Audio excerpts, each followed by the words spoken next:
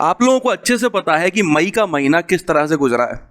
लगभग पूरे भारत में लॉकडाउन था, और अगर लॉकडाउन नहीं भी था तो कोरोना इतना ज़्यादा फैला हुआ था कि लोग बाग घर से निकलने में तक डर रहे थे, जाकर गाड़ी खरीदना तो बहुत दूर की बात है। यही वजह है कि इस महीने गाड़ियों की बिक्री काफ़ी कम हुई है। लेकिन सोचने वाली बात यह है कि कोरोना तो हर किसी कंपनी के लिए था ना, किसी एक कंपनी के लिए थोड़ा ना था। तो फिर ऐसा कैसे हो रहा है कि हुंडई, टाटा, किया और महिंद्रा जैसी कंपनियों का मार्केट शेयर लगभग डबल हो गया है और मारुति जैसी कंपनी का मार्केट शेयर काफ़ी ज़्यादा नीचे आ चुका है। तो चलिए देख लेते हैं कि मई के महीने में किस कंपनी ने कितनी गाड़ियां बेची हैं पूरे भारत में। 15th पोजीशन पर आई है अभी हाल ही में आई हुई नई नवेली कंपनी सिट्रन, जिसने सिर्फ 40 गाड़ियां बेची हैं मई के महीने में। यही नहीं, कोई भी कंपनी किसी भी मार्केट में अगर अपना पहला प्रोडक्ट ही इतना ज़्यादा ओवर प्राइस्ड लॉन्च करेगी तो भाई वो कैसे बिकेगी।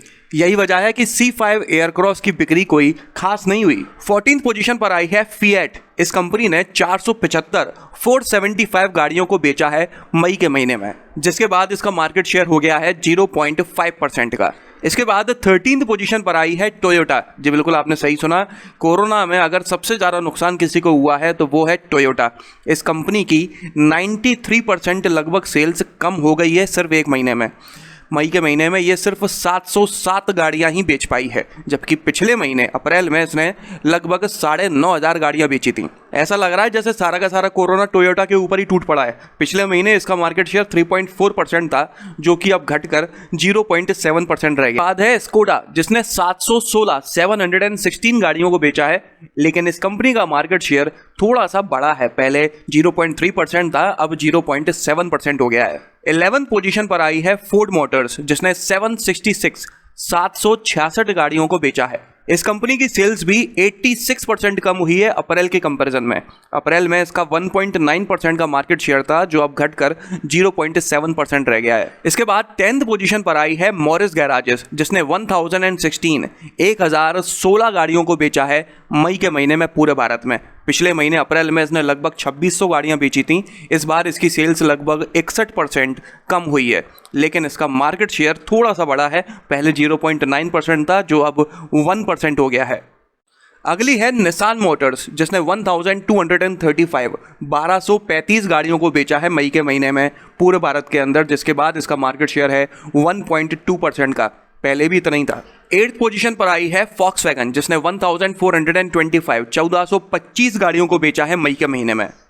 इस कंपनी की सेल्स पर कोई खास फर्क नहीं पड़ा, सिर्फ 7% सेल्स कम हुई है अप्रैल के कंपैरिजन में। और रही बात मार्केट शेयर की, तो वो 0.5% से बढ़कर 1.4% हो चुका है। इस कंपनी की सेल्स देखकर तो ऐसा लग रहा है कि इसके ग्राहकों को पता ही नहीं है कि इस समय मार्केट में कोरोना चल रहा है, ना कि गाड़ियां।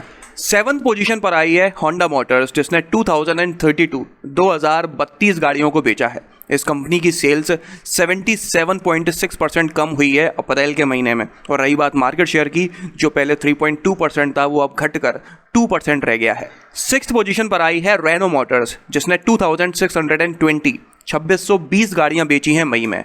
इस कंपनी की सेल्स भी लगभग 70% कम हो गई है और इसका मार्केट शेयर रह गया है 2.5% का। अगली है महिंद्रा एंड महिंद्रा, जिसने 8004 गाड़ियों को बेचा है मई के महीने में। इसकी सेल्स लगभग आधी हो गई है अप्रैल के कंपैरिजन में। और रही बात मार्केट शेयर की, तो वो पहले से बढ़ गया है। पहले 6.3% था, अब 7.8% हो गया है। 4th पोजीशन पर आई है किया मोटर्स, जिसने 11,050 गाड़ियों को बेचा है। कहने को तो इस कंपनी की सेल्स 31% कम हुई है पिछले महीने के कंपैरिजन में, लेकिन इसका मार्केट शेयर डबल हो चुका है। पहले 5.6% था, जो अब बढ़कर 10.7% हो चुका है।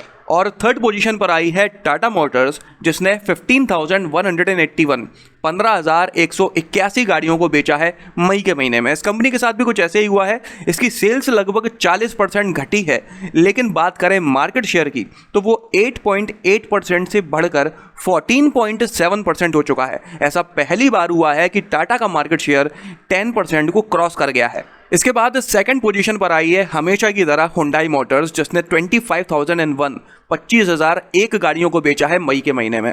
कहने को तो इस कंपनी की सेल्स भी लगभग आधी हो गई है, 49% कम हुई है, लेकिन बात करें मार्केट शेयर की तो वो 17.1% से बढ़कर 24.2% हो चुका है।